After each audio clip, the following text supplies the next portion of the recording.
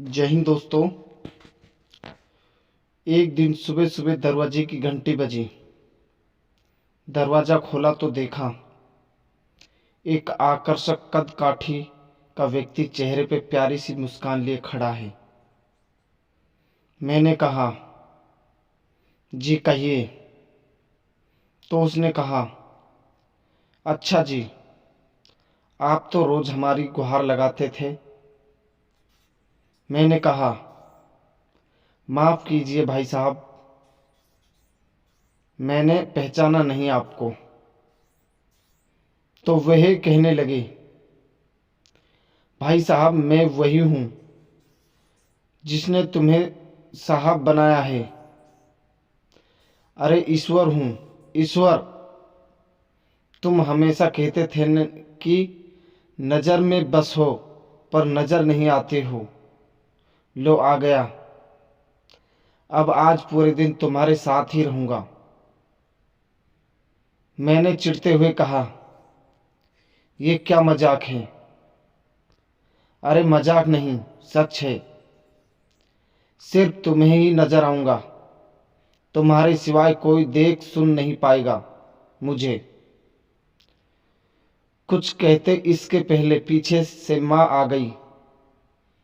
अकेला खड़ा खड़ा क्या कर रहा है, यहाँ चाय तैयार है, चल आजा अंदर। अब उनकी बातों पे थोड़ा बहुत यकीन होने लगा था और मन में थोड़ा सा डर भी था। मैं जाकर सोफे पर बैठा ही था तो बगल में वह आकर बैठ गई। चाय आते ही जैसे ही पहला घूंट पिया, मैं गुस्से से चिल्लाया, अरे माँ ये हर रोज इतनी चीनी। इतना कहते ही ध्यान आया कि अगर ये सचमुच में ईश्वर है तो इन्हें कतई पसंद नहीं आएगा कि कोई अपनी माँ पर गुस्सा करे। अपने मन को शांत किया और समझा भी दिया कि भाई तू नज़र में हो आज जरा ध्यान से। बस फिर मैं जहाँ जहाँ वह मेरे पीछे पीछे पूरे घर में थोड़ी देर बाद नहाने के लिए जैसे ही बाथरूम की तरफ चला तो उन्होंने भी कदम बढ़ा दिए।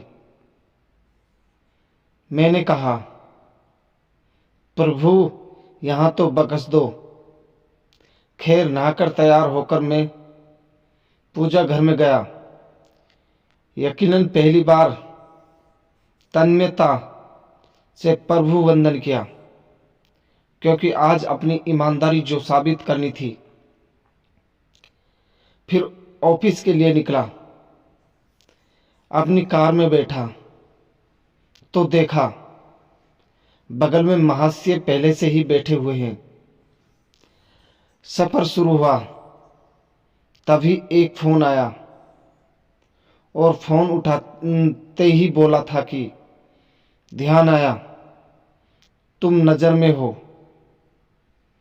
कार को साइड में रोका, फोन पर बात की और बात करते करते कहने ही वाला था कि इस काम के ऊपर के पैसे लगेंगे, पर यह तो गलत था, पाप था।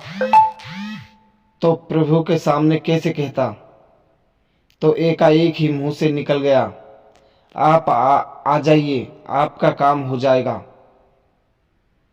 आज फिर उस दिन ऑफिस में ना स्टाफ पर गुस्सा किया, ना किसी कर्मचारी से बहस की।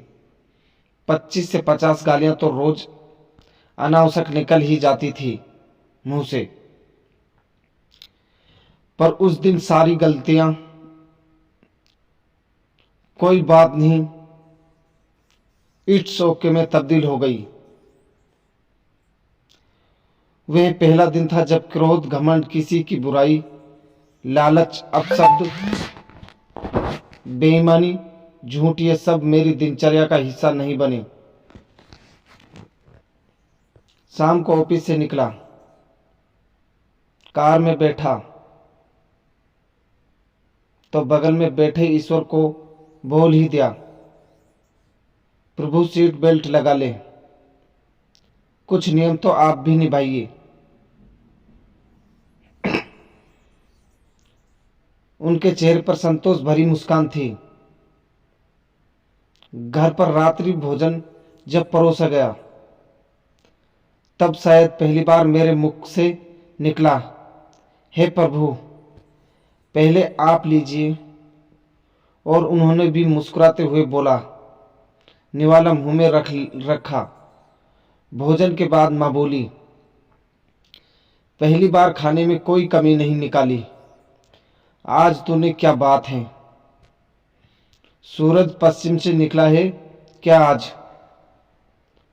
मैंने कहा, माँ जी, आज सूर्य मन में हुआ है। रोज मैं महज खाना खाता था, आज प्रसाद ग्रहण किया है माँ, और प्रसाद में कोई कमी नहीं होती। थोड़ी देर टहलने के बाद अपने कमरे में गया।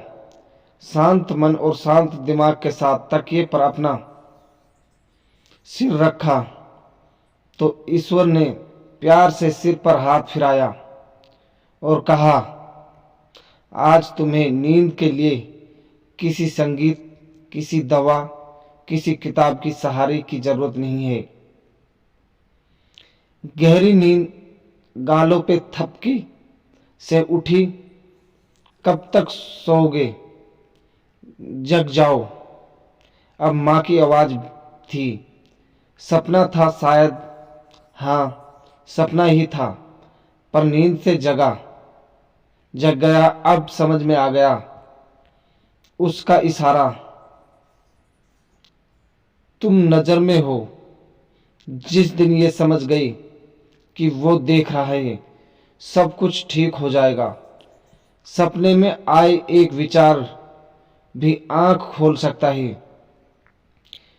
जय हिंद दोस्तों, ऐसी मोटिवेशनल, इमोशनल, एजुकेशनल, मोरल, नैतिक और धार्मिक कहानी पढ़ने और सुनने के लिए हमारे YouTube चैनल को सब्सक्राइब करें। और कहानी पसंद आई हो तो हमारे कमेंट करके ज़रूर बताइए और दोस्तों के साथ शेयर ज़रूर करें। जय हिंद, धन्यवाद।